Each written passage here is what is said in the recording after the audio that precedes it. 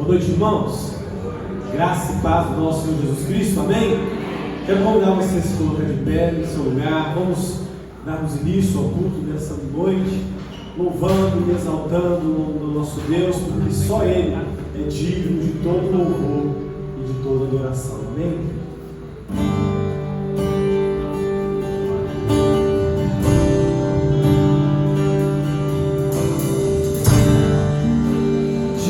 Nessa nação, só Tu és Senhor. Digno do meu louvor, só Tu és Senhor. Digno da minha vida, Tu és Senhor. Ó, eu sou Teu.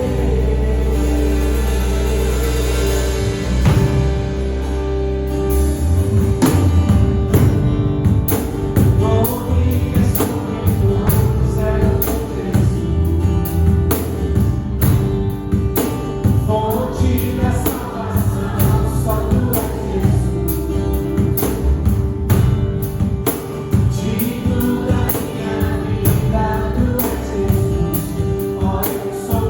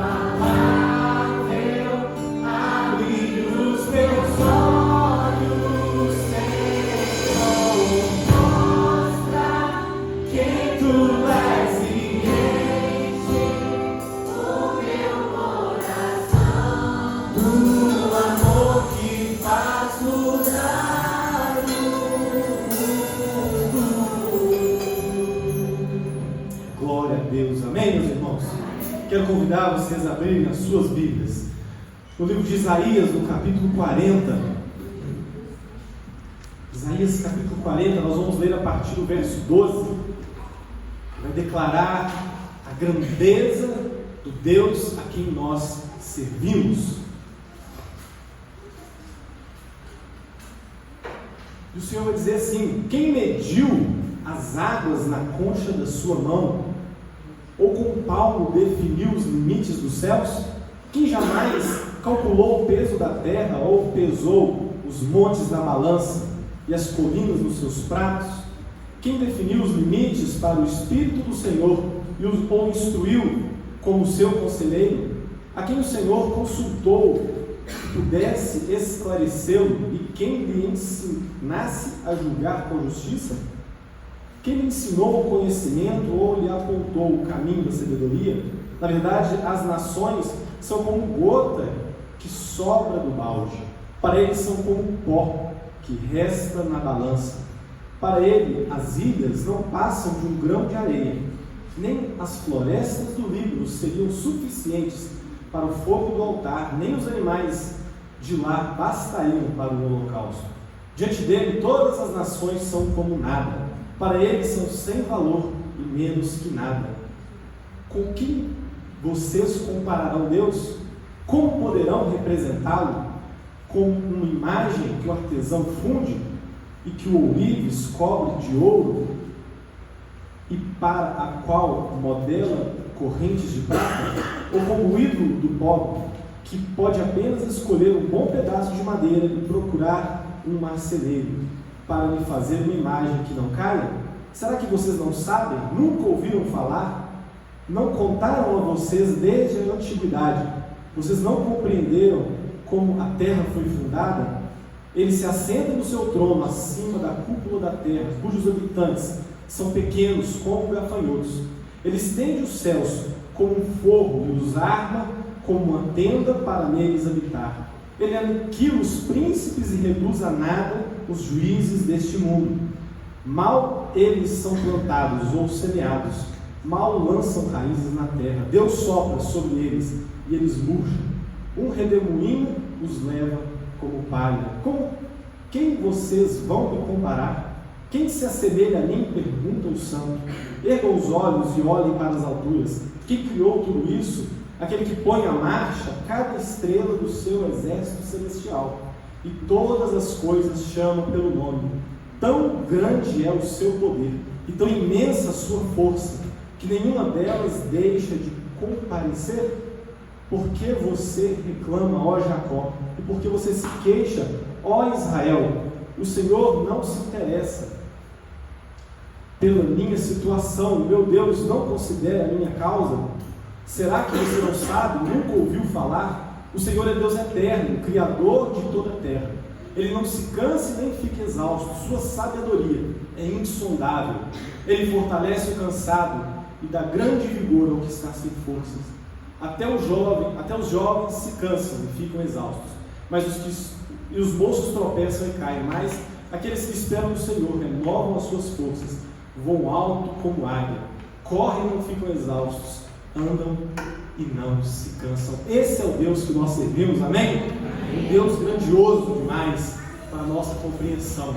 E nós vamos continuar louvando e exaltando o nome desse Deus. Eu quero convidar você, a cantar juntamente comigo o hino que vai dizer: grandioso és tu, Enquanto estivermos cantando esse hino, os irmãos que trouxeram seus dízimos e ofertas poderão dedicar neste instante. Senhor meu Deus, quando eu maravilhado, contemplado tua imensa criação, os céus e a terra, os vastos oceanos, e a pensar em tua perfeição.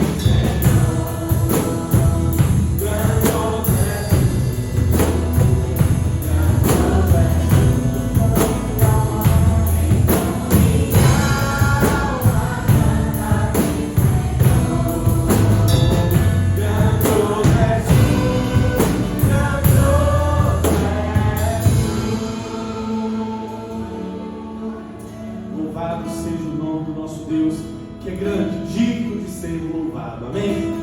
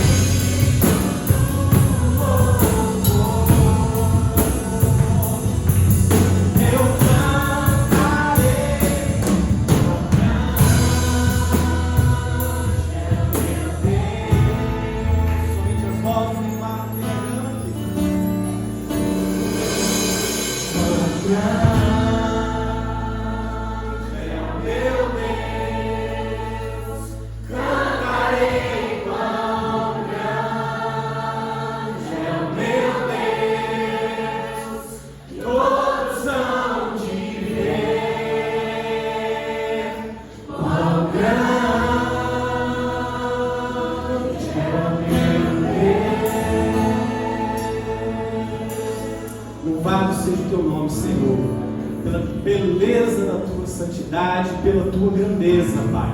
Um Deus incomparável, um Deus, Pai, cujas palavras não podem expressar o tamanho, a altura, a profundidade, Pai, a extensão da grandeza de um Deus que tem o controle de todas as coisas e cujo lemos há pouco, um Deus que está sentado no seu trono e governa tudo e todos, Pai. Em nome de Jesus, nós entregamos a Ti todo louvor, toda honra, toda glória a Ti que é devida, Pai. Em nome de Jesus. Amém. Você pode se sentar. Eu quero convidar aqui à frente o irmão Leandro, que vai estar fazendo o momento missionário.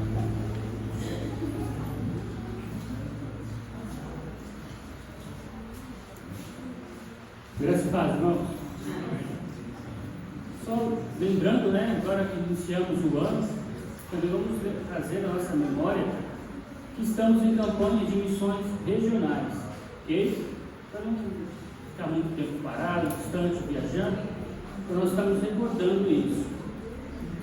Qual é o tema dessa missão, dessa campanha? Ame ousadamente. E o versículo, a divisa dessa campanha, está em 1 João, capítulo 3, o verso 18, que diz: Filhinhos, não amemos de palavras, nem de boca, mas em ação e em verdade. E o nosso compromisso, primeiramente, com o Senhor, de estar orando, intercedendo, ali pela Igreja Batista Monte Sião, pastor Jefferson, que estará conosco, aqui no acampamento. O Senhor continue abençoando a vida dos irmãos ali em Monte Sião, aquela igreja, que como nós já vimos aqui, passa por algumas lutas, algumas dificuldades na região, devido às crenças locais, às dificuldades comerciais locais, mas que o Senhor esteja sempre à frente dos irmãos, guiando, fortalecendo eles, e que nós aqui como igreja local, além das nossas orações, vamos contribuir com as nossas ofertas. O alvo dessa campanha é para a construção, auxílio na construção ali do novo templo, do templo da igreja. Então vamos não só orar, mas também aproveitar as bênçãos do Senhor e ofertar para essa obra, para que a igreja ali em Monte Sião possa ter o privilégio de congregar numa igreja deles ali, com toda alegria, com toda a firmeza do coração. Amém, queridos? Quero convidar aqui à frente as crianças. Vou aproveitar que o Leandro já está aqui, para orar pelas crianças e orar também com o propósito desse trabalho missionário que está sendo feito lá em Monte Sião, cujas nossas ofertas estarão ali sustentando aquele trabalho.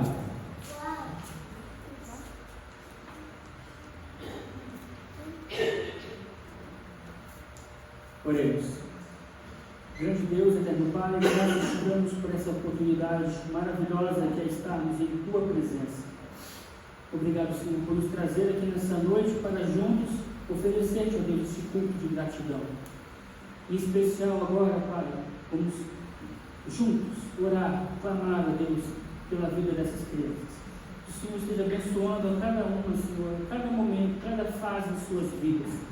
Em especial também neste momento em que elas vão para o culto especial para elas. Um culto que a mensagem venha de maneira específica a alcançar seus corações.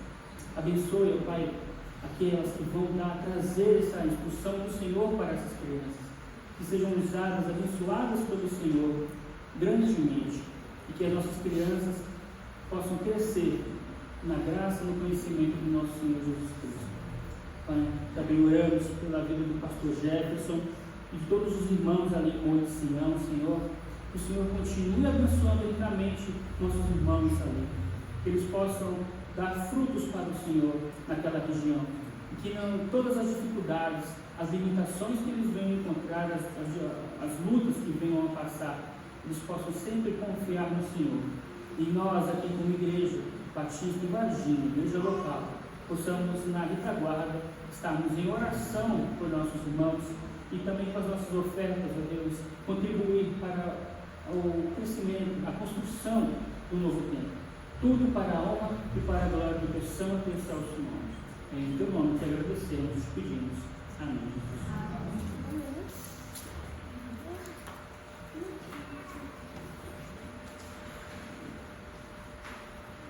como já é de conhecimento dos irmãos, né, o pastor Paulo está em viagem, e aí os irmãos da igreja eles estão num revezamento aí, né? Com essa incumbência de compartilhar a palavra do Senhor com a igreja. Eu quero convidar os irmãos a abrirem suas Bíblias lá no Salmo 139. Não sei se os irmãos são desses que assistem televisão. Eu não assisto muito assim mais não, né? Mas acaba que na internet você acaba vendo as notícias, né? E aí todo começo do ano lá vem o bendito do Big Brother Brasil, né? Misericórdia. A casa mais vigiada do Brasil, não é assim que eles chamam? E aí, isso não incentiva você a assistir, tá? Mas eu quero trazer você a pensar, né? Caso você tivesse a oportunidade de estar num lugar desse, vigiado por câmeras, microfone, né? O tempo inteiro. É algo que parece estranho, né? Nós estarmos vigiados. Sabe aquela hora lá que você está cutucando o nariz? Alguém está vendo, porque tem uma câmera. Aquela hora que você solta um pum, vão estar vendo, né? Pode ser que não ouçam, mas o odor, só de saber que você está sendo vigiado, né? Não é nada agradável. Imagine então se pudessem ler aquilo que se passa pelas nossas mentes, né? Muitas pessoas, né, que estiveram ali relatam, né, que nos primeiros dias elas até conseguem manter as aparências, elas se vestem ali de um personagem e elas se controlam com relação àquilo que elas às vezes pensam, né? E aí começa a convivência a acontecer, começa a personalidade de um não bater no do outro, começa as confusões, mas fato é que eles vão se acomodando com as situações, eles vão se habituando, né? Num ambiente desse, eles não trocam a roupa como você troca na sua casa, né? Eles vão lá debaixo do edredom para trocar a sua roupa, mas de tanto fazer, isso vai se tornando um hábito, de forma que as máscaras vão caindo, e aquela pessoa já não consegue mais esconder quem ela é. Aquilo que irrita ela, e no começo, dá para relevar, já começa a ficar algo, e a ira da pessoa vai aumentando de forma que ela vai cada vez mais demonstrando essa personalidade. E por que eu estou dizendo isso, né? Porque às vezes, meus queridos, nós não nos damos conta que nós estamos na presença de Deus, né?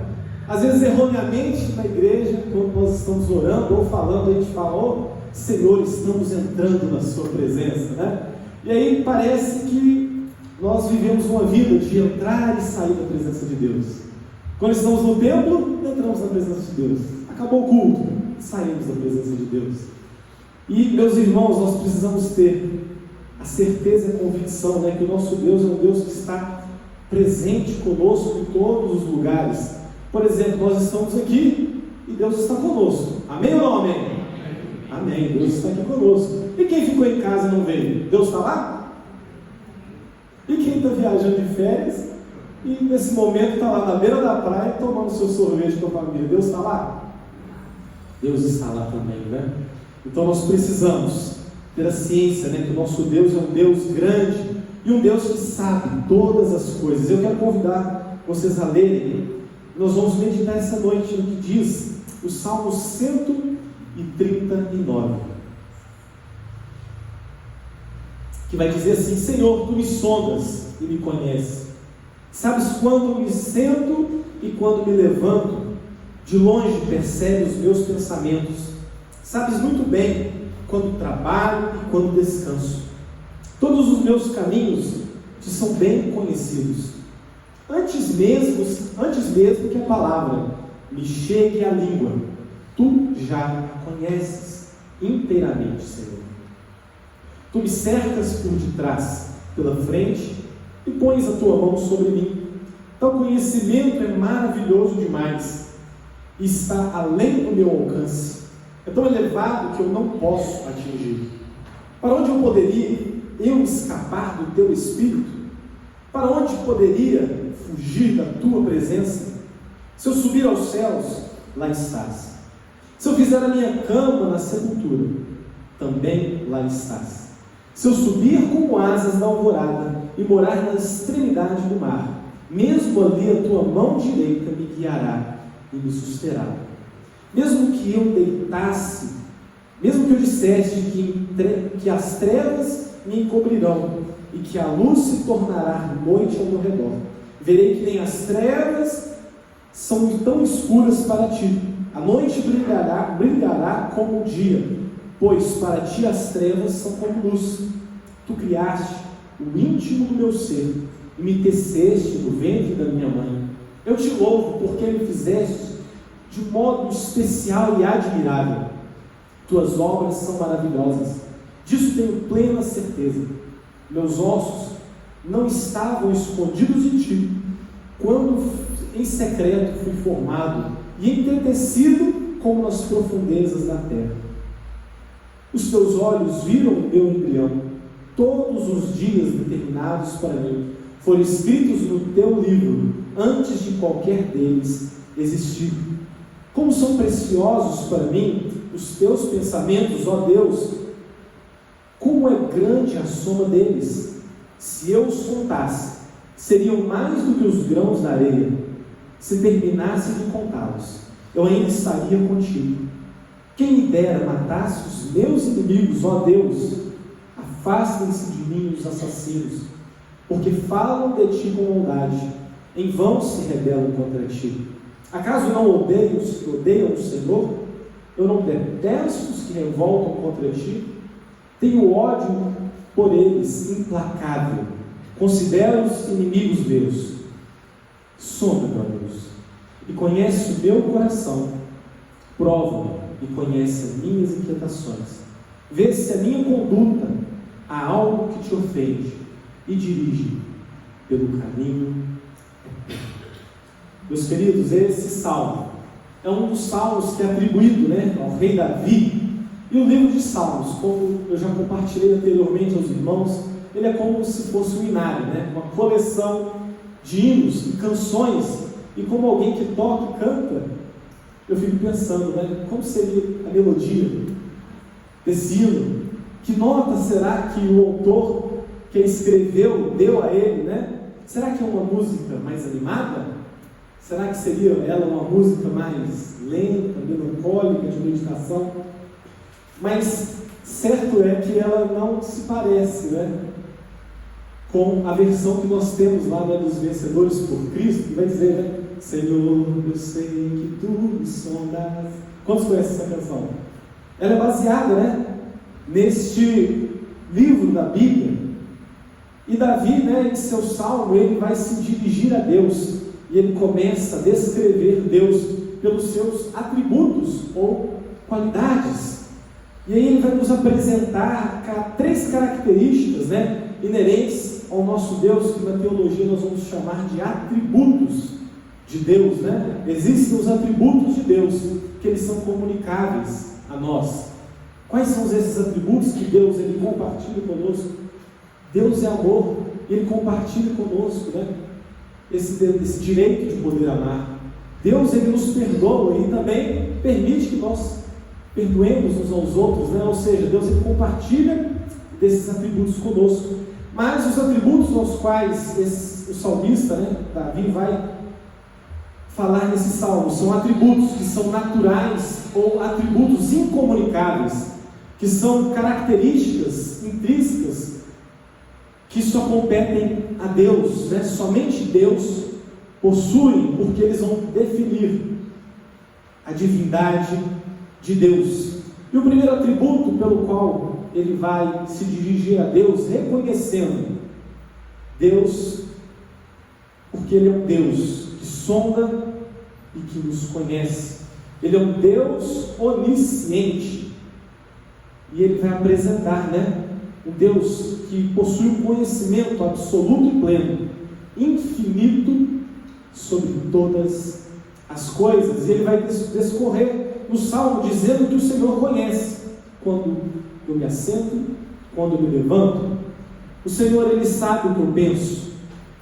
O Senhor ele sabe quando eu estou lá no meu trabalho, mas ele também me conhece quando eu estou no meu descanso, Ele conhece os meus caminhos.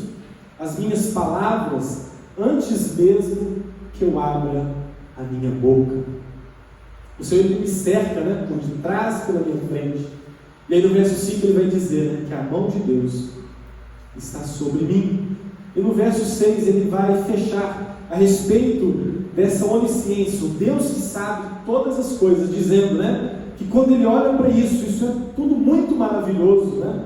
É tão grande, é algo que vai para além do nosso entendimento, né? Todas as vezes nós que somos seres criados por Deus tentamos compreender a grandeza, a infinitude desse Deus. Chega um momento que, por mais que nós achemos que estamos conhecendo Ele por completo, há sempre mais na qual nós podemos conhecer o nosso Deus, né? A própria eternidade, a palavra de Deus vai dizer que é o conhecer a Deus, né? Na eternidade nós vamos conhecer e cada dia crescer nesse conhecimento de quem Deus é. É elevado demais para nós o conhecimento de todas estas coisas, né? Então do verso 1 ao 6 ele vai relatar a respeito de um Deus, né, que sabe de todas as coisas. Dos versos 7 ao 2 ele vai nos apresentar uma outra face de Deus, né? Um Deus onipresente, um Deus cuja presença está em todos os lugares, né?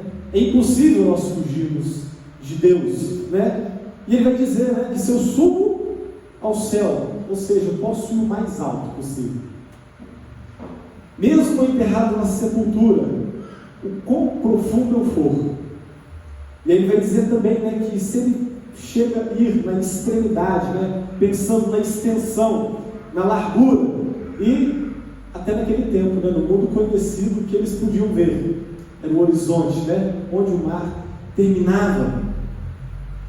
Ainda que eu vá ao mais alto, ainda que eu vá mais profundo, o mais longe que eu possa ir, o Senhor estará lá. E também ele vai dizer, né, que mesmo em densas trevas, ou seja, eu posso ir a um lugar mais escuro. A escuridão e a luz para o Senhor é a mesma coisa, meus irmãos. A noite torna-se para o Senhor como o dia, né? A noite resplandece para Deus. E aí ele vai repetir no verso 10, né? A mesma coisa que ele disse lá em cima, que a mão de Deus, ela nos guia e nos sustenta, né? E ao ver um Deus que mesmo sendo tão grande, mas ele se importa conosco ao ponto de nos guiar e de nos sustentar, né?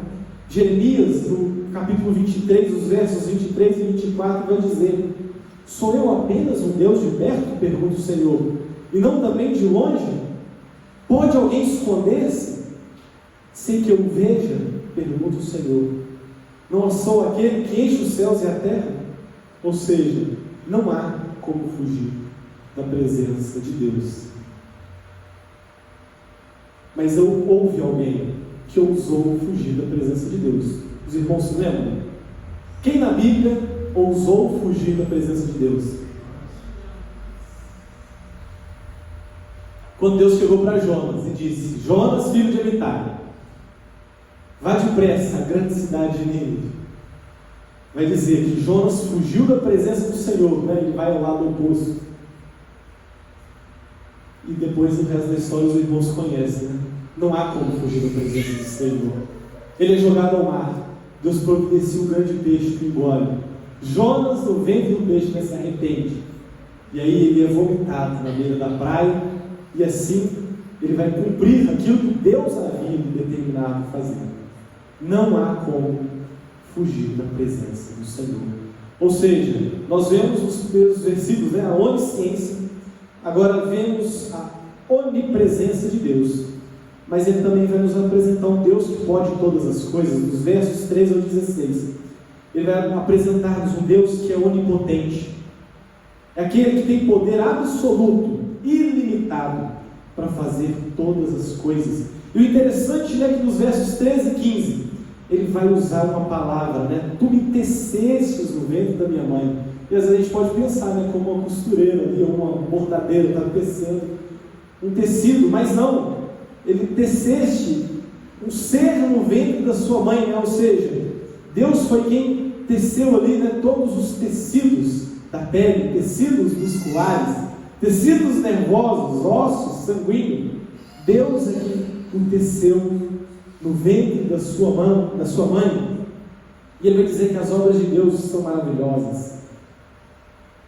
Deus já tinha um conhecimento de toda a sua estrutura óssea antes da sua existência. Mesmo quando ele estava sendo formado, né, no oculto, no secreto. Ainda quando substância informe, e o que seria substância informe, né?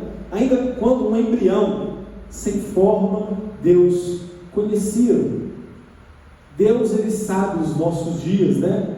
Os que já foram e também os que virão. Todos eles são escritos antes mesmo da nossa existência. A indústria cinematográfica, né, por meio dos filmes, tem o hábito, né, de criar filmes com super-heróis. Então ele cria lá heróis que podem correr mais rápidos do que o raio, heróis que podem ficar invisíveis, né? Voar, elasticidade, alguns com força incomum. Mas, meus irmãos, nós temos um Deus, o Deus que nós servimos supera todos esses juntos. O nosso Deus, ele possui um poder que é incomparável, né? E Jó vai dizer, né? Bem sei que tudo podes, nenhum dos seus planos podem ser frustrados. E nos versos 17 e 18, ele vai ressaltar a grandiosidade desses deuses, né? Quando ele pensa nessa grandeza, né? Tudo isso é muito precioso, valioso, né? São incontáveis como o grão da areia. E a partir daqui, parece que a conversa muda, parece até ser coisas distintas, né? Eu fico me perguntando, imagino que você também deva se perguntar, né? O que é que Davi quis dizer com isso, né? Quem me dera matasse os ímpios, ó Deus, afaste-se de mim os assassinos, porque eles falam de ti com maldade, em vão se rebelam contra ti. Acaso não odeio os que te odeiam, Senhor? Eu não detesto os que se revoltam contra ti, tenho por eles ódio implacável, considero inimigos meus, né? O salmista está lá falando de um Deus onisciente, onipresente e onipotente. E aí ele solta uma dessas aí, ó. Mato ímpio, eu tenho um ódio implacável, considero meus inimigos, né? E aí dá uma impressão de que ele está falando de uma outra coisa completamente desconectada daquilo que ele começou falando.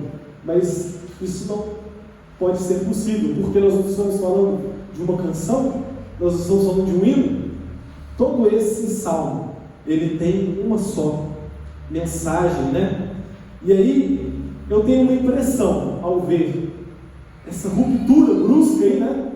De uma pessoa que está lá exaltando a Deus pela sua grandeza, e de repente ele vai falar dos seus inimigos, né? O desejo dele de vingança contra aqueles que o afligem.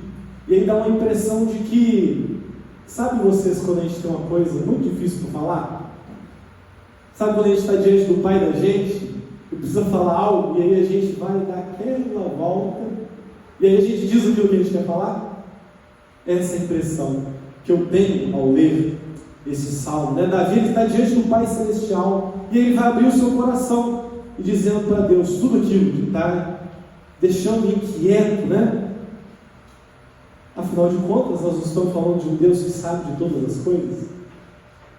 E ele vai dizer para Deus assim, né? Senhor, eu sei, né, que o Senhor me sonda, sabe? Eu sei que o Senhor sabe de todas as coisas, que o Senhor está em todos os lugares. Não adianta fugir do Senhor, né? Se eu for para cima, se eu for para baixo, se eu for para o lado. Não tem como fugir do Senhor. Antes de eu existir, o Senhor já sabia dos planos ao meu respeito. Quando eu penso que eu sei de alguma coisa, né? Eu acho que eu entendi. Na verdade, eu não sei de nada, né? Porque os seus pensamentos, eles são inalcançáveis, grandes demais para mim. E do verso 19 ao 22, né? Ele vai escolher aquilo que está inquietando o coração dele. E ele vai dizer que ele deseja a morte dos ímpios. Ele pede a Deus que afaste deles os perversos e os assassinos. Ele vai declarar, né, um ódio por aqueles que odeiam a Deus. E ele vai ver isso como legítimo. Ele não joga com uma pergunta, ele vira para Deus e pergunta: olha Deus, não é justo que eu odeie aqueles que odeiam o Senhor? Quando nós nos deparamos com a justiça humana, como é que nós ficamos? Com a impiedade, com aquilo que o homem é capaz de fazer, tramar uns contra os outros, né? E ele vai colocar tudo isso diante de Deus, o seu desejo.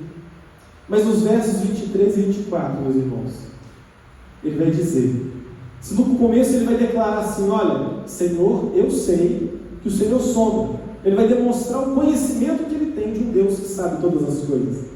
Agora ele vai dizer, após declarar aquilo que está afligindo o coração dele, ele declara: olha Senhor, sonda o meu coração,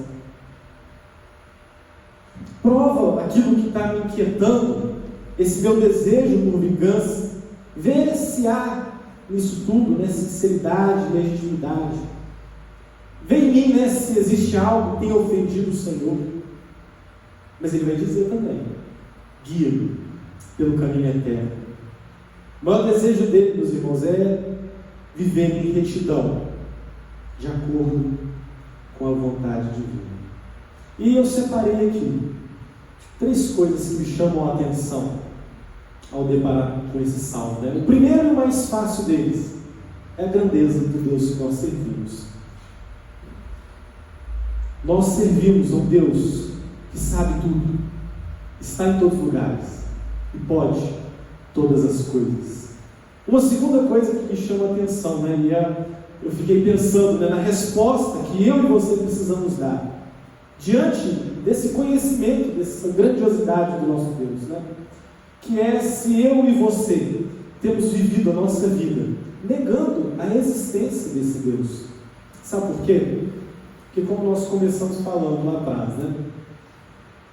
Se eu estou lá no meu trabalho e dá aquela preguiça, né? Tem hora, e a galera está dando um gás lá, a vida do trabalho, e aí eu vou lá, começo a fazer corpo mole.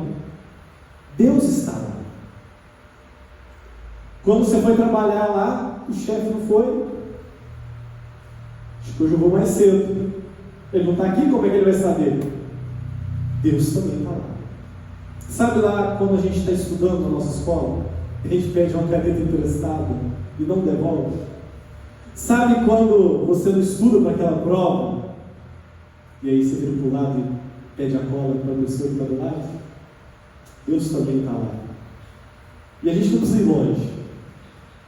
Até mesmo na igreja, né, que a gente diz estar na presença de Deus, os irmãos concordaram com isso no começo. Como deveria ser a minha e a sua postura diante da presença de Deus? Se nós dizemos que estamos na presença dele, né? Mas a gente está lá no culto, na primeira oportunidade a gente se distrai. Aí passa o culto inteiro por assim. A gente diz que está na presença de Deus, mas ele dá aquela notificação no celular. Aí eu fico o culto inteiro distraído. No momento que a gente está adorando a Deus, e a gente fica apático, estático, diante da presença de Deus que nós dizemos estar. E eu pergunto novamente aos irmãos: será que nós estamos vivendo a nossa vida ignorando, negando a existência de um Deus que sabe de todas as coisas, de um Deus que está em todos os lugares e que pode todas as coisas? Uma terceira coisa que me chama a atenção nesse salmo é para quem eu e você temos aberto o nosso coração. Sabe por quê? Davi, ele está diante dos seus inimigos da injustiça, e no ódio dele não está gratidão, não. Reconhecendo tudo aquilo que ele reconhece de Deus, ele vai dizer que no seu coração há ódio. E muitas vezes, quando nós estamos, diante de uma injustiça, às vezes a gente procura o que está do lado para poder reclamar, né? E nós esquecemos, o que pode nos fazer o homem. Muitas vezes nós deixamos de abrir o nosso coração com Deus, E às vezes nós buscamos a Deus simplesmente por aquilo que Ele pode fazer a nós, Nós pedimos, e quando lembramos, agradecemos. Mas nós vemos o salmista colocando diante do Senhor aquilo que está no coração dele, né? Aquilo que é de bom, mas também aquilo que não há de bom, né? Ele pede para que o Senhor sonde, né? E o propósito é que Ele julgue a nossa intenção e Ele endireite o nosso caminho. Nós precisamos fazer as nossas insatisfações conhecidas do Senhor.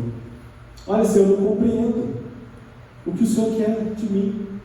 Senhor, eu estou numa raiva, aconteceu isso. E o Senhor que sonda o meu coração, o Senhor que julga a minha causa. Mas às vezes nós buscamos os homens, sabe por quê? Porque nós queremos a nossa justiça própria. E eu fico pensando, né, para a gente concluir, o que Davi sabia ou tinha, né, que fazia com que ele tivesse tamanha ousadia de chegar para Deus, né, e dizer: olha, Senhor, eu estou odiando os meus inimigos. Quem me dera se eu matasse eles, né? Fato é que Davi sabia o destino dos ímpios e também o destino daqueles que são justos. Eles sabiam que os ímpios e os pecadores não resistirão no dia do julgamento de Deus. Eles sabem que o caminho dos ímpios os leva à destruição, e eles são levados como palha, e que Deus aprova o caminho dos justos. Isso está lá no Salmo, capítulo 1, verso 4 ao 6. No Salmo 2, ele vai dizer, né, que os inimigos, eles conspiram, tramam contra o Senhor, e eles fazem isso, sabe o quê? Em vão. Sabe como Deus está lá dos céus?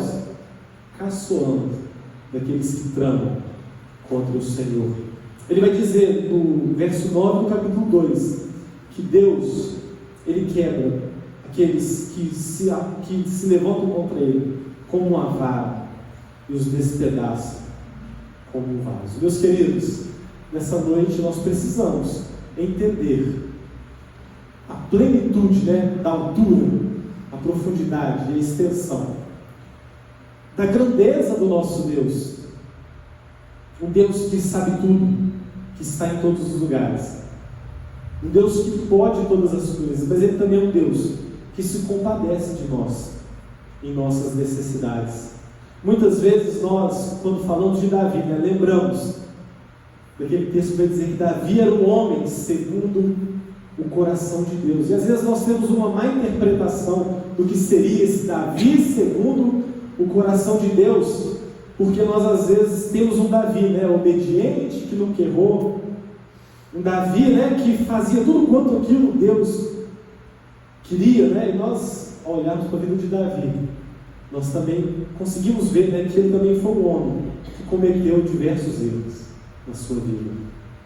Mas com relação a ele ser um homem segundo o coração de Deus, né, um rei segundo o coração de Deus, nós precisamos olhar, né, para o seu antecessor Saul, que foi um rei segundo o quê? O desejo dos homens. O povo de Israel não tinha rei, começou a olhar para o lado, também queremos um rei. E aí Deus vai dar a eles um rei segundo o povo. Samuel chega até a se ofender, né? Ele entra numa crise e vira para Deus e fala assim: Senhor, o povo está me rejeitando. E aí Deus vai dizer para Samuel: calma, eles não rejeitaram a você, eles rejeitaram a mim. E aí quando Saul peca contra o Senhor o destitui como rei, né? Aí Deus vai dar àquele povo um rei segundo o desejo do próprio Deus. E quando nós olhamos, né, para a vida de Davi, Davi errou muito, mas Davi constantemente estava se arrependendo. Ele não tinha problema em se ajoelhar, ele não tinha problema em vestir roupas de saco, ajoelhar nas cinzas, pôr a boca no pó e rogar a Deus por misericórdia. O próprio salmista Davi, né, vai dizer lá no Salmo 51:17, olha, os sacrifícios que agradam a Deus são o espírito quebrantado, o coração quebrantado e contrito. Ó Deus, não desprezará. E é por isso que não tinha medo de expor diante de Deus, porque afinal de contas, quem é que sonda e conhece a intenção dos nossos corações? Não há como esconder nada do nosso Deus. E para encerrar, gostaria que os irmãos abrissem as suas Bíblias em Filipenses 4, E nós vamos ler os versos 6 e 7.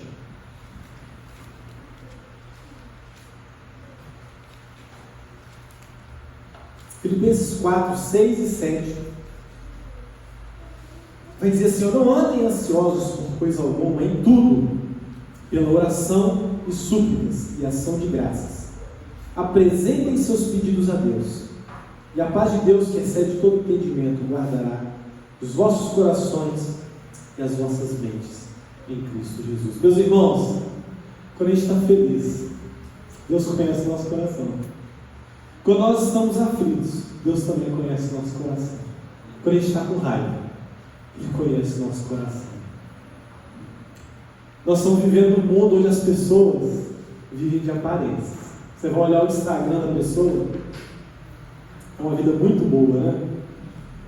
Mal sabe o que essa pessoa passa, as lutas do dia a dia. E nós precisamos ter isso em mente. O que o Senhor falou comigo através dessa palavra é que às vezes nós procuramos demais nos lamentar, murmuramos com os outros, mas nós temos um Deus que está pronto a nos ouvir. Quer estejamos bem, em paz, quer estejamos tristes, aflitos e angustiados, não há como esconder desse Deus, não há como fugir da presença dele. E que eu e você tenhamos, temor e tremor diante de um Deus que pode tudo. Amém? Feche seus olhos, vamos orar e colocar diante do Senhor, Porque pode ser que está tudo bem lá na sua casa, mas pode ser que você está precisando da provisão de Deus na sua vida. E Ele é um Deus que conhece todas as coisas. Ele tem poder para fazer todas as coisas. Sabe aquela raiva, aquela raiz de amargura, às vezes, que vai brotando no nosso coração? Você pode confessar isso a Ele. Entrega nas mãos do Senhor, pede que Ele sonde o seu coração.